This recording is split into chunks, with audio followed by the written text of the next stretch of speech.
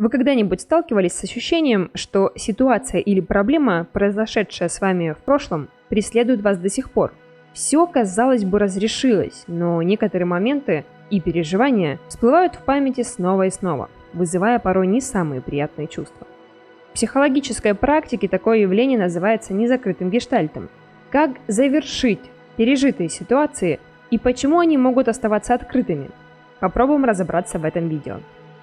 Гештальт-психология – это целостный образ, включающий мысли, чувства и поступки человека. Одним из базовых свойств гештальта является стремление к завершенности. Говоря о незавершенном гештальте, я имею в виду, что человек когда-то с чем-то до конца не разобрался. Например, не закрыл гештальт в отношениях. Это очень частое явление. И мысли постоянно крутятся вокруг нерешенной проблемы, что не позволяет подсознанию поставить в истории точку. Постоянная забота о том, как закрыть гештальт с бывшим-бывшей, создает внутреннее напряжение, поглощая внимание и энергию. И даже если стараться не думать об этом, это все равно съедает силы. Незавершенный гештальт напоминает зависшую компьютерную программу, которая сжирает всю энергию, нервы, портит настроение и, в общем-то, жизнь. Чтобы лучше разобраться в этом понятии, обсудим два основных вида незакрытых гештальтов. Они делятся на застревание и, как говорится, на те же грабли. Застревание – это когда психика зацикливается на незавершенных событиях, действиях или отношениях.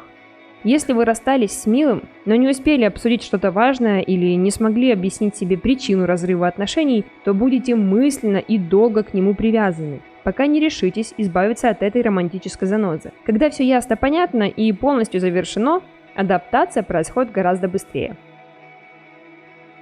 Или после неприятного разговора в офисе вы постоянно крутите случившийся диалог в голове, придумывая, что вы могли бы сказать, предпринять, и что бы из этого вышло. На те же грабли. Ситуация, с которой когда-то не удалось справиться, с большей вероятностью будет повторяться. Психика будет раз за разом создавать похожие ситуации, чтобы вновь и вновь завершать их приемлемым способом. Например, если вы в детстве имели опыт унижения, обиды или безразличия, во взрослой жизни, как ни странно, сохранится тяга бессознательно выбирать окружение, которое обеспечит аналогичное отношение. Итак, с понятиями вроде разобрались. Перейдем к конкретике. Как закрыть гештальт? На нашем канале есть несколько методик, техник, которые позволят вам это сделать и лучше разобраться со своим внутренним миром и чувствами. Это как раз таки то, что требуется для того, чтобы гештальт закрыть. Это такие видео, как техника пустого стула, техника зеркала, проработка материнской травмы. Ссылки на данные видео я оставлю в описании и в подсказках. Но в силу того, что все ситуации разные, сейчас мы также обсудим способ закрытия гештальта. Итак, психика стремится доводить намеченное до конца.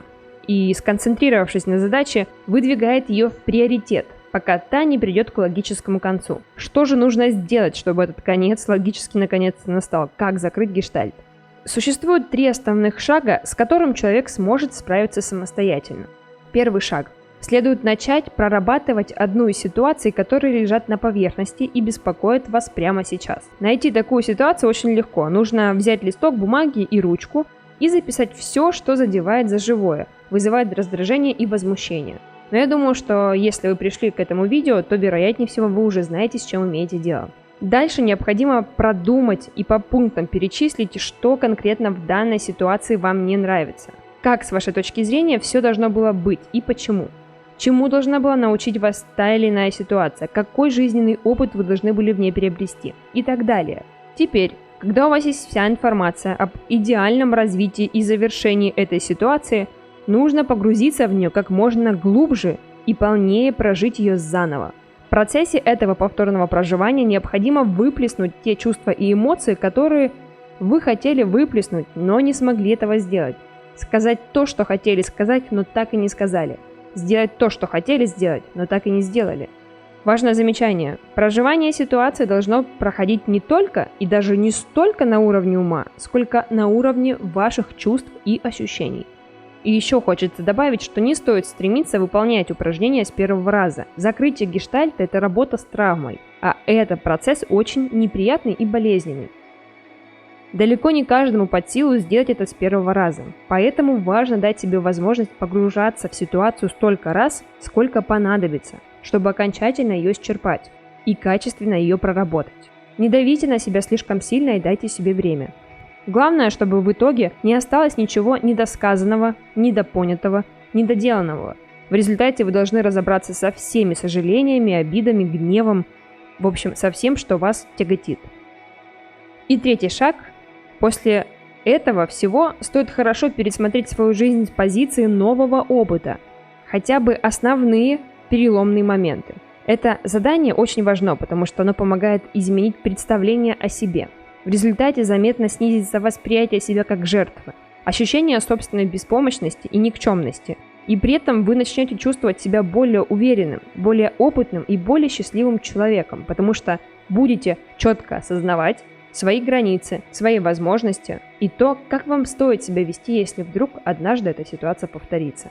Благодаря тому, что вы проработаете проблему, закроете так называемый гештальт, вы будете чувствовать себя свободным. И ваша энергия больше не будет улетать в неизвестном, так сказать, направлении. Все 3 шага существуют для того, чтобы справиться с закрытием гештальта самостоятельно. Но я настоятельно рекомендую обратиться к специалисту за помощью, если вы осознаете, что самостоятельно справиться у вас не выходит. Итак, понять, что гештальт завершен, можно простым путем. В следующий раз, когда вспомнится та или иная ситуация или человек, вы больше не испытаете дискомфорта, тревоги, волнения или гнева. Вам просто будет все равно. Завершенный гештальт теряет свою энергию, свое напряжение и становится фоном, ассимилируется и забывается, что позволяет дышать полной грудью.